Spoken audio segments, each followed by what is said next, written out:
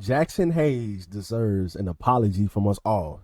Welcome back to the channel, guys. Hope you guys enjoyed today's video, man. If y'all do, we're going to be talking about Jaxson Hayes and how he's pretty much, quiet down a lot of haters. And there's a lot of Lakers fans, and I was one of them. You know what I'm saying? So, y'all enjoy this video. Y'all enjoy this content, man. Y'all be sure to drop a like and subscribe.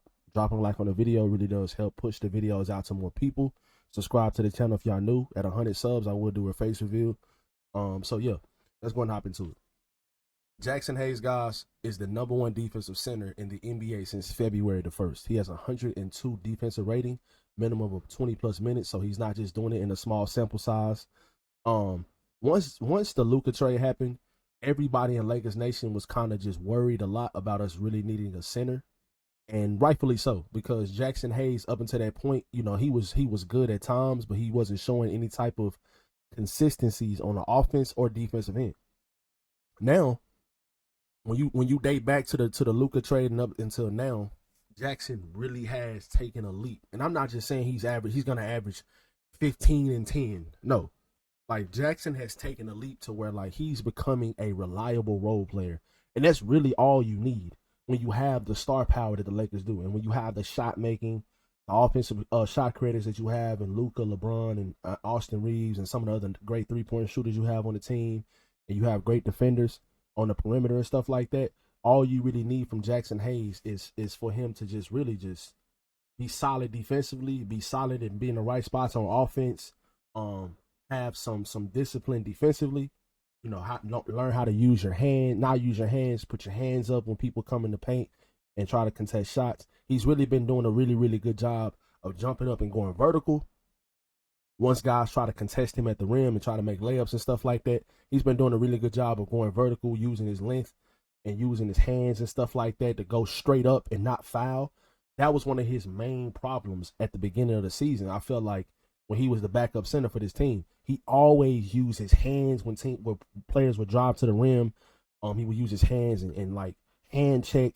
And, he still kind of does it now, but not as much. When you watch him closely and stuff like that, he still kind of does it now, but just not as bad. So this season he's averaging 6 points, about 5 rebounds, and he's shooting 71% from the field, which is amazing. The other night, the Pelicans game, I'm recording this video before the Knicks game. So I'm recording it today. So hopefully he doesn't have like a stinker tonight or anything like that. But just in general, the Pelicans game showed you how capable of a good player he can be. He had 19 points and 10 rebounds. And yes, most of his shots did just come straight from like being at the rim and catching lobs. But the game before that, when they played against the Clippers, the last game they played the Clippers, he was in the wrong spots offensively at times, and Luka and LeBron and all these guys were throwing him lobs, and he would just like bobble the ball, or he would just be in the wrong spot and he wouldn't catch it and be able to dunk it.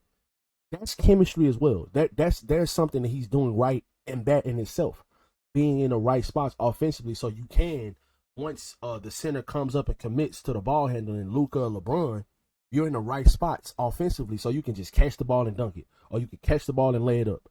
Like, not have to come down with the ball and gather and maybe get fouled, or maybe not be able to make an and one, and you go to the free throw line and you make 1 out of 2. Those type of things will matter in the postseason series. Those type of things will matter, and the stretch that the Lakers have coming up when they're playing against the Nuggets and the Bucks back-to-back games. Jaxson Hayes is going to be huge in those games, because you're going to need him to play well. Those teams are bigger teams. We seen what happened in the last Nuggets matchup. They did a pretty good job, but I want to see them do that again. I want to see if they can do it again. I don't want to see if it's a fluke. I don't want it to be a fluke. And then on top of that, Zion Williamson absolutely had his way that last game that we played the Pelicans. But Zion Williamson he was the #1 pick for a reason. People was comparing him to LeBron for a reason coming out of college. Now, I don't think he's nowhere near LeBron, but when it comes to his athleticism and strength and all of the ball handling and stuff like that, and the quickness all together, you can see some of LeBron, a younger LeBron, in him when he goes to the rim. He's absolutely unstoppable. And in that game against the Pelicans, we played the Pelicans, I felt like JJ was doing some really, really good things when it comes to switching up the defense. He was zoning up. He was doing like soft double teams, but we really didn't have no answer for that. So this Lakers team has been playing amazing basketball, especially defensively, the last 20 games, 21 games or so. They've won 18 of their last 21 or 18 of their last 22 or something like that. So it's not a fluke. It's not a small sample size of how good this team is defensively. But one thing that I have seen is when it comes to the quicker, more athletic guards or guys from the perimeter, you know, they've kind of struggled with that a little bit. So we'll see if they can adjust to that over this period of time. But they haven't had Rui the last couple games, you know, who's a bigger body, who's got long arms, another guy that you can throw at some guys defensively. And they haven't had Jordan Goodwin either, you know, to try to keep these guys off the perimeter. He has great hands. He always in the right spot defensively, taking charges and stuff like that. So they haven't had these guys the last couple games. And I believe tonight when we play against the Knicks, they are going to have they getting Austin Reeves back, who's a pretty solid defender himself. A lot of people didn't consider Austin as a good defender. I don't think he's a great defender, but I don't think he's somebody you can really pick on as well, especially when you have LeBron and Luka now, and he doesn't have to have that many on-ball duties of like initiating the offense and that just draining his energy.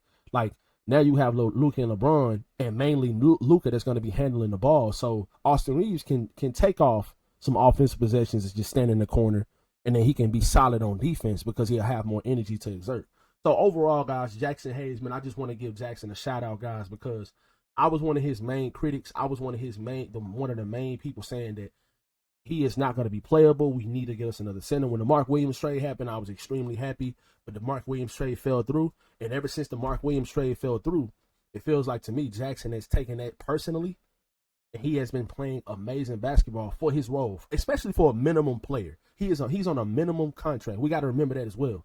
When you pay guys on minimum contracts, you don't expect much from them. But Jaxson has been really, really good, especially to be on a minimum contract. He's been playing above his contract. Now, the next question is, do you pay Jaxson this offseason? Do you pay him more this offseason, or do you extend him because you'll have his early bird rights? He was on like a 2-year minimum contract. This year was pretty much like a prove it deal kind of thing. And now, if he continues playing like this, I think, yeah, you bring him back. But I still think you go out and you try to find a starting caliber center. And it doesn't even really have to necessarily be a younger guy either now. Because now that Jaxson has been playing this good and he's only 24 years old, he can be your backup center. And I think he'll be even better in like a 12 to 18, 15 minutes a night kind of player. When I think he'll be better in that role aside from the 20 to 25 minutes a night. I think he'll be even better. I think you'll have a more efficient Jaxson. I think he'll be even better defensively. And I just think you won't have a significant drop-off defensively when it comes to the center position if you go out and get a guy like Clint Capella who can rebound the ball, who's a more thicker, more bigger body, can bang more with some of these other centers. And you won't have to worry about guys like, now, obviously you're going to have to worry about Jokic, but some of the other bigger centers that you probably would play against in the playoffs, like Memphis. If you was to go up against Memphis, they got Zach Edey and Jaren Jackson. If you was to go up against Houston, they got Steven Adams and Alfred Şengün, and some of these other guys that have bigger bodies that are more physical, that are stronger. If you go out and get a guy like Clint Capella, that's just somebody I'm just throwing his name out.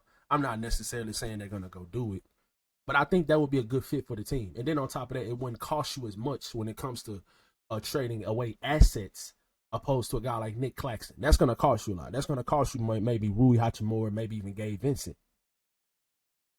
So, yeah. But just shout out to Jaxson Hayes, man. Hopefully he can keep this play up, guys. Let me know how you feel about it in the comment section below, man. Y'all be sure to drop a like. At 100 subs, guys, I will be doing a face reveal, man. So y'all run that sub button up, share this video, share it with your friends and stuff like that, man. Hope you guys enjoyed today's video, and I'll catch you guys in the next one.